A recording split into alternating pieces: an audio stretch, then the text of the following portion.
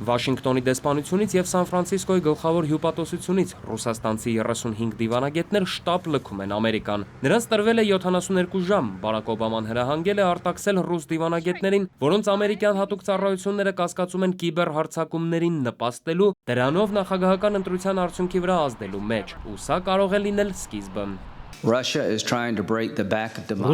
ամբողջ աշխարհում փորձում է պայքարել ժողովրդավարության դեմ։ Կանխատեսում են, որ կոնգրեսը կընդունի պատժամիջոցներ ենթադրող բանաձև, որը հզոր հարված կհասցնի Ռուսաստանին եւ Վլադիմիր Պուտինին։ Ռուսաստանում մեղմ ասած վրդոված են, արտգործնախարարությունը Պուտինին առաջարկել է վտարել նույն քանակի ամերիկացի դիվանագետի։ Կրեմլն ու հատկապես արտգործնախարարությունը զայրացած են փաստից, որ դիվանագետներին վտարում են ամանորին, եւ շատերը հնարավոր է ընտանիքներով նոր տարին կդիմավորեն օդում կամ էլ օդանավակայանում, քանի որ տոնական օրերին շտապ տոմս գտնելը գրեթե անհնար է։